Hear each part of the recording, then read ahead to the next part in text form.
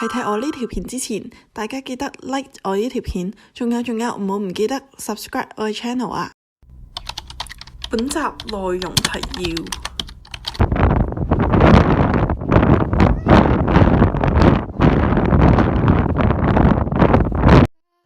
今日我哋就去瑞士一個好出名嘅滑雪勝地 Glacier 3000。雖然佢叫 Glacier 3000啦，但係佢海拔呢就係2965米嘅。而我呢啲滑雪白痴梗係唔係去滑雪啦，咁我哋呢就會去呢個最高點上面有個吊橋去望下風景咁嘅。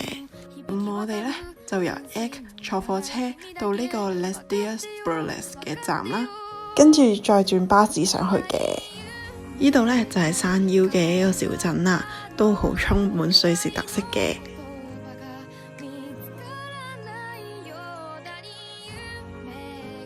跟住再坐13分鐘左右嘅巴士啦，就會到 Glacier 3000嘅纜車站噶啦。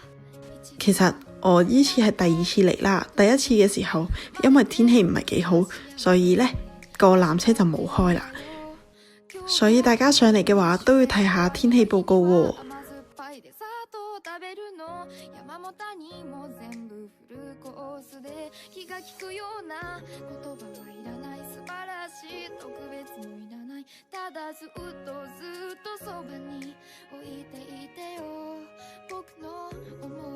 呢個登山纜車唔係普通松山嘅纜車啦，咁呢個纜車大概可以裝到20-30人左右啦，而好多人呢都會為滑雪慕名而嚟嘅。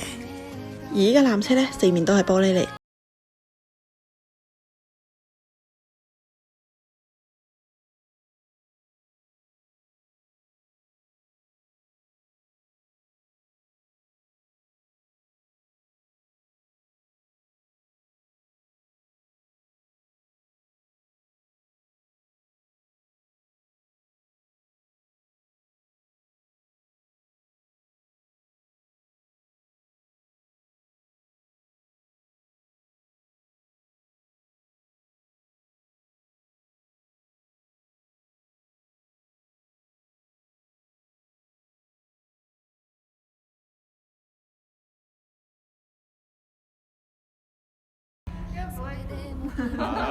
好美哦！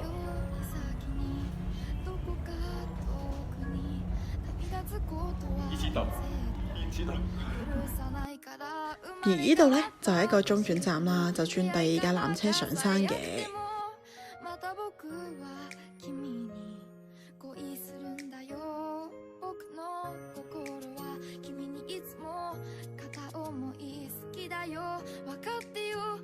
咁喺個站點度行出嚟啦，就會見到有一個平地，咁都可以打下卡影下相嘅。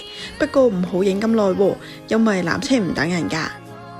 如果纜車走咗，可能就要等15到30分鐘先會有一班車㗎啦。唔知大家見唔見到喺兩個山峰之間有條繩呢？呢個就係吊橋啦。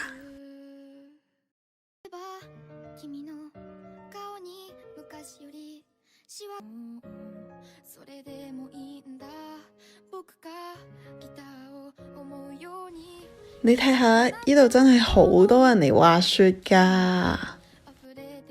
上到嚟已經慢慢感受到，呢度真係好凍啊！所以大家嚟嘅話，記住着多啲衫咯喎。同埋一定要帶 power bank 啊！如果唔係，你手機可能1秒就會冇晒電㗎啦。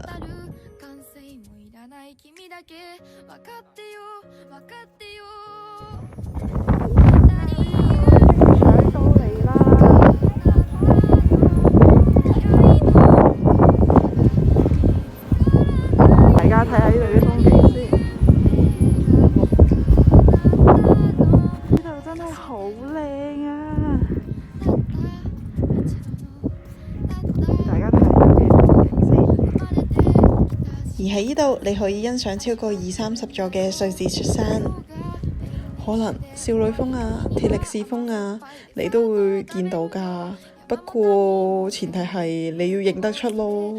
嗱，戴翻個頭盔先，我就認唔到嘅。快啲！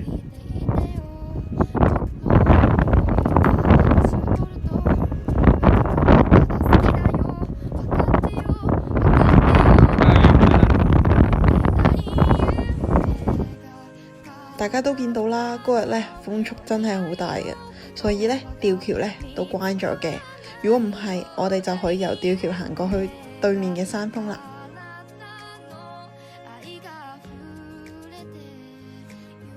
而落山最後一架纜車呢，就係下午嘅4點半嘅。如果冬天嚟 Glacier 3000唔係為咗滑雪嘅話，都有少少無聊㗎，因為淨係得條吊橋。如果喺大約5月到10月嚟嘅話，仲會有高山過山車玩添。